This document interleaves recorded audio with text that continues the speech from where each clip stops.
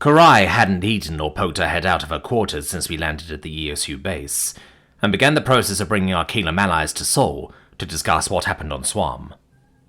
General Takahashi had taken several hours to reawaken and get up to speed on everything that occurred, and the poor woman looked absolutely wiped as she asked me to summon the Watcher. I wasn't sure if my girlfriend was up for a strategic huddle right now, but I did want to check on her. She needed to take care of herself and eat something. I knocked on Karai's door, cracking it open while levitating a tray slowly behind me. "May I come in?"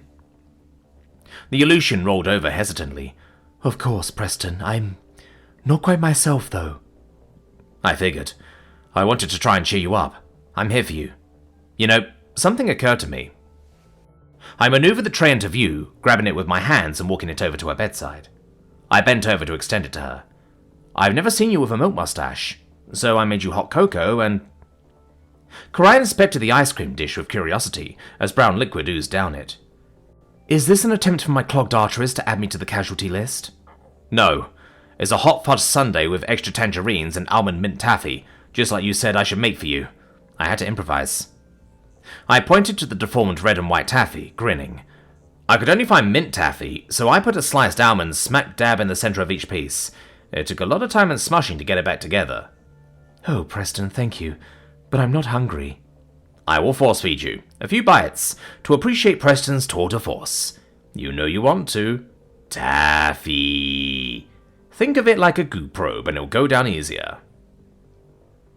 Karai poked it half-heartedly with a spoon, making a face when she pushed a small bite into her mouth. "Have you tried this monstrosity?" "What, you or the sundae?" "Answer's yes, either way. I like spooning both." "You didn't just go there. Thank you. Is that all you wanted, my love?" "Well, Takahashi's having a meeting about, so I'll check the box of telling you it's happening, but I figured you won't want to be there," I responded. "I'll let you rest." Karai raised a slender finger and slung her feet over the edge of her bed. "No, I'll come. I want to hear what your plan is to deal with them." "You sure? It hasn't even been a day. I'm worried about you." "I'm not getting better here, dwelling on it and wallowing in grief. I don't want to waste any more time apart from the man I love. If you can tolerate my current malaise." I leaned close to her, deviousness sparkling in my heart.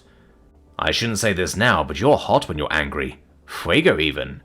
Jantanai, Karai, in your highs and your lows." "It's an interesting choice to be attracted to the Mariana Trench of moods. I'll choose to be flattered, but know that many people wouldn't be." "Many people don't matter. I only have eyes for you." I paused for a moment with her hand in mine, practicing inputting warp coordinates with several minutes of calculation. The Aleutian must have seen a million 4D portals open to Will in daily life, but she at least pretended to be impressed with my gateway to a nearby room. Kapow still looked in disbelief over what transpired on Swam, while Reg and Jetty appeared to be varying levels of openly concerned for their people. Velk was the most stoic alien in the room, having parked himself, arms crossed, as far away from Mikri as possible. I can't help but wonder if Mikri is actually upset about the illusions being gone. I remember what he said about not missing them, if it was our destiny to kill them. "How are you holding up, Mikri?" I asked the tin can. The robot whirred. "Fine. I lied to the network." "About your browsing history?" "About the Aleutian AI's intent. I calculated the probability that we may choose to aid them in destroying pointless organics, and it was not 0. I added in a bit based on the enemy's history, that they find life for AIs purposeless and will help all synthetic beings suicide too. The network pledged our aid and were very motivated." "That's nice, Mikri. You're doing a bang-up job or something." The Vaskar smiled. "Thank you. I am also looking out for Sophia, though she actually seems less stressed without the prophecy hanging over her." "I wouldn't say that," Sophia sighed, revealing that Mikri included her in our channel. "But at least what we're dealing with is clear. And not us." "If it includes me, no. But you meant humanity." "It's not your fault, Mikri. Are you sure you're fine? Is there something you want to get off your processor?" "Well, the attack was done by AI. That is what organics always think we will do, and that's what they did. I am associated with this attack, even though its motivation goes against everything that I believe and cherish. This bothers me." "This other AI doesn't know the gospel of hula hoops," I offered. "You're clearly your own thing." Karai nodded. "Saying all AIs are the same is like believing all organics are the same. Nobody here would ever have done that." Why does the statute of limitations not apply to me? Mikri protested, a brooding look in his eyes. I agree that organics are varying degrees of dumb now, like you for dating Preston. Tin can! I shouted in his mind. And when Preston said he was dating you, I thought he meant carbon dating. Stop, Mikri. I'm gonna beat your ass, on God! Now isn't the time to pick on her. Karai snickered, shaking her head. No, it's quite all right. You don't have to walk on eggshells around me. If Mikri's been a shit, at least the world feels normal for a second. Takahashi cleared her throat, and the mental chatter broke off in an instant. The general looked downright exhausted as she pulled up a holographic display that alternated between our known dimensions. The areas of human allied species were tiny green patches of space, while the vast majority of the projections were marked with question marks. The military liaison leaned over the projections and switched over to an overlay of Swam, which was marked with several indicators. Swam is the epicenter of the attack, and also the cradle of Aleutian civilization. Our top priority is to recover their technology and to bring it back here for study, Takahashi began, marking several landing spots with pinpricks of light. It's unsafe for any species other than humans to go on the salvage mission, since the AIs will have 5D lasers combing the planet's surface. A secondary priority is to measure the readings and effects of the weapon, in hopes of developing an antidote.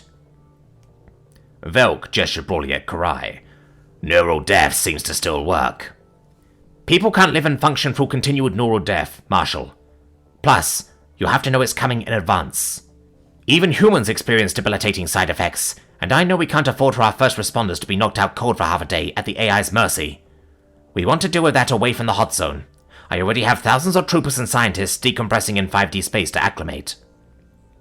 So what exactly should the rest of us do? Grind our chitin and do nothing? This doesn't seem like a group endeavor at all. I didn't determine that humans were the only ones with natural immunity to the fifth dimension. The Aleutians engineered us that way without our knowledge or say-so. We don't have thousands of years to microdose the same thing into you. Your efforts are best spent on research and on protecting our planets and allies as best as possible.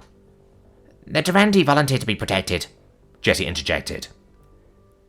Everyone will be defended and prepped for this as best as possible. The reason the attack on Swam worked is because the portals could be opened so far away in a massive dimension, and the Aleutians couldn't block teleportation everywhere. Pocket dimensions like Arna and Sol, on the other hand, those are the best places to mount a resistance. Because they're small enough that we can block off and monitor most of our space, Sophia added. And in Sol's case, your slow speed of light means there'd be hours to evacuate people if a shot came from the edges of the system. Reg's tongue flitted out of his mouth. The former Storm Rider was right to be concerned about the logistics of getting people out. It'll be key to discovering a way to detect a 5D attack. However, we should begin securing Arna and Sol at once. Will the Fracra be willing to take refugees? Velk's beak tightened. Yes, we should all spread out. We don't want a single attack killing our entire population. The Aleutians were spread out and that didn't save us, so I don't think our enemy has a problem with a multi-front attack, Karai scoffed. Our only saving grace is they don't know we're working together. In that spirit, humanity will attempt to be as transparent as possible and to consult you wherever we can. Takahashi took a moment to glance around to the gathered parties before turning her eyes back down to the holographic display. We'll broadcast our feeds from Swam, and I want each of you to help unravel the technology we bring back. When you're looking at an AI with this much power, it's the only way. We have to build a weapon that can kill them all. The sense of déjà vu punched me in the jaw, as I recalled looking through the 5D probe and hearing those exact words in this precise setting. The weapon we were destined to build was never meant to hunt the Aleutians, but rather to go after their killers. Karai's expression slackened, suggesting she had realized this was where that line actually fit in. Maybe it was time we learned a lesson about misinterpreting precognitive visions, since they often lacked the context that would frame them in a different light.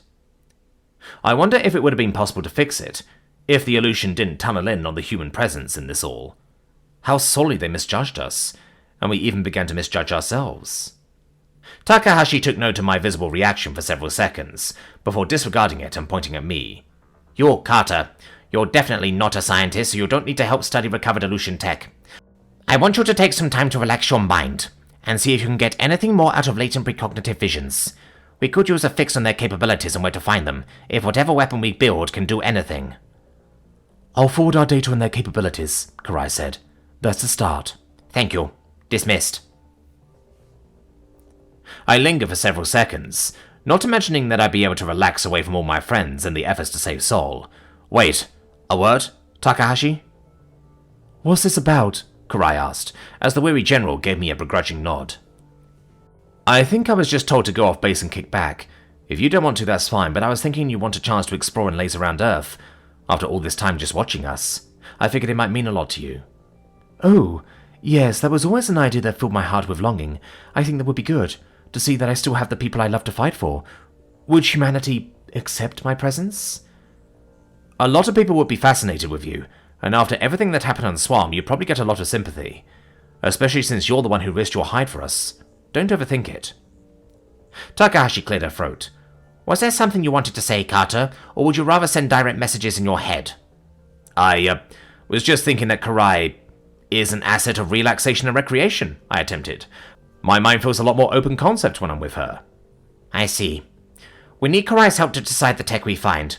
Her knowledge and explanations are invaluable. Karai frowned, bowing her head. With respect, Takahashi, my heart isn't in it after everything that happened. I could use at least a small break for grieving the loss of my species. The general hesitated before giving a reluctant nod. I'm not going to coerce you. I'm not Velk. Please come back as soon as you're able. I'm sorry that it's turned out this way. The Aleutians weren't my favorite people, but this was a far worse fate than they, and most certainly you, deserved. If the outlook wasn't so grim, I'd tell you to take all the time you need. As it is, I hope you two can enjoy this moment we can give you. Thank you, General. I'll be back. I'll be here when you need me, I promise. I trust you. Shoot me a message if you guys need anything during your getaway. You be sure to do the same. I can manage a quick question or two. I dragged Karai out of the briefing room, before she could offer to do any more work on our sojourn. I was giddy at the chance to show her around Earth. If anything could lift her spirits, it was living among humans. My hope was to convey that this was her home now. No, our home. There was one little thing I needed Sophia's help in picking out, to profess to the illusion just how much she meant to me, and to make this date special. Even in a dark moment such as this, I found certainty in the future we could have together.